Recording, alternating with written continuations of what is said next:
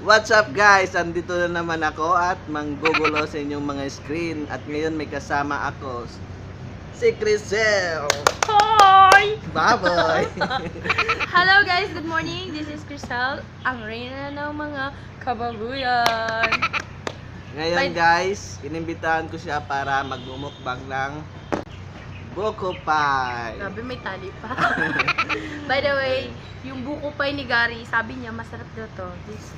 This is from Dinamon. Dinamon. Linamon's best. Galing to sa Linamon pero sa iligan ko to na nabili sa terminal kahapon. Magkano to? Ito kwanto ta 160. Ba yan? Binili mo, hindi mo na-memorize magkano. Nakalimutan lang. Tignan natin sa loob guys. So, Ito anong nga, tsura. kanya-kanya kami. Unahan kami. Mayaman siya, may pambili siya madami. Paano ba ito buksan? Charang. Buksan natin. Charan! Wow. Wala pa ng slice. Guys, mabango siya guys. Mukhang Mm. masarap. Sarap to. Buko pie. Actually, ang buko pie, ayon sa pananaliksik ko, ang buko pie ay specialty to ng Tagalos, Baños. Baños, Laguna. Actually, masarap ang buko pie sa Los Baños kasi nakatikim na ako because I've been there. Pero ito siya, this buko pie is made from Lanao del Norte. I don't know kung nagbebenta ba to sa ibang lugar. Pero guys, try nyo. Mabango talaga siya. Ito tsaka may mga flavor sila guys. Ito, may durian. Ito siyempre buko, may kamote at saka mangga. Pero for now, kasi wala yung ibang flavor, so ito we're na. going to try the buko. Ito lang yung available nila. Siguro yung iba talagang i-order mo. No? So kung gusto nyo mag-try sa mga taga Mindanao, bili-bili na kayo. And dito sponsor gamit niya ang pera niya pagbili nito. Wala kang, baka may kutsilyo tayo dyan. Kutsilyo. Garm, feeling ko masarap siya. Masarap siya. From the crust. From its crust. Malambot. Natikman ako ng buko pie before sa Los Baños. Actually, I'm not a fan of kuhain na tawag nito buko pie. Pero yung natikman ko sa Los Baños, yung buko pie nila, masarap talaga. Ano na lang?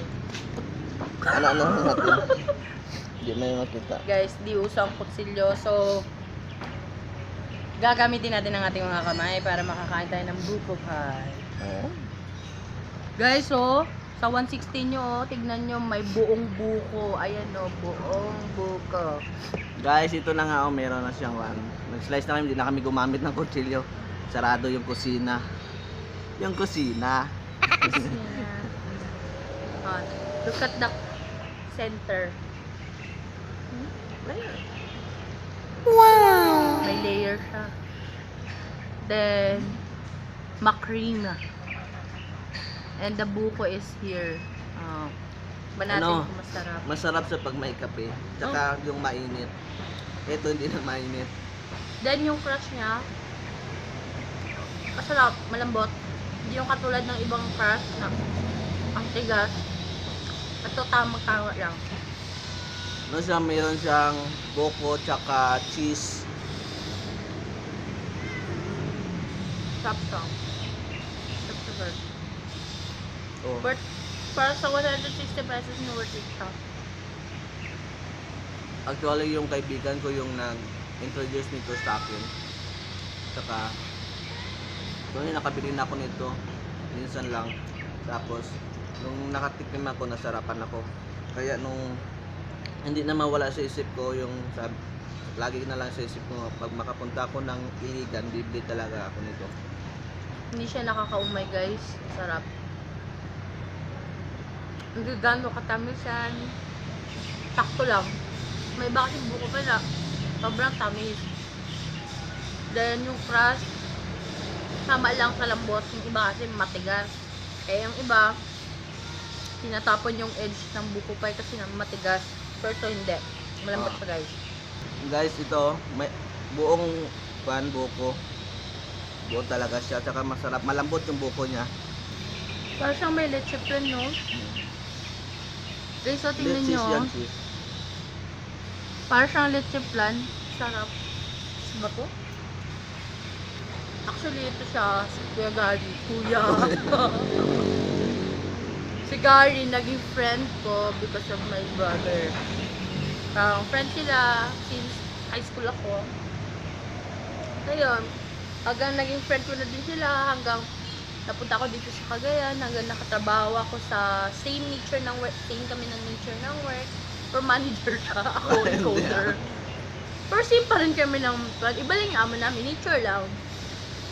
Ayun, we're close friends. Kaya, salamat ako sa kuya ko dahil nakakilala ako ng isang kaibigan tulad ni Gary.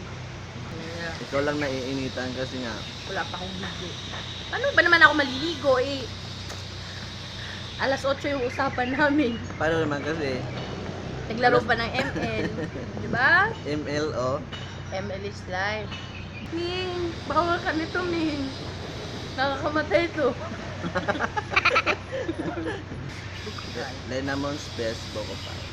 Yun, tapos So na. guys, hindi na namin uubusin dahil may kasama pa kaming uubos nito. So, dito na tatapos ang ating mukbang. Nag-enjoy kami. Bye! Salamat! Bye-bye. God bless.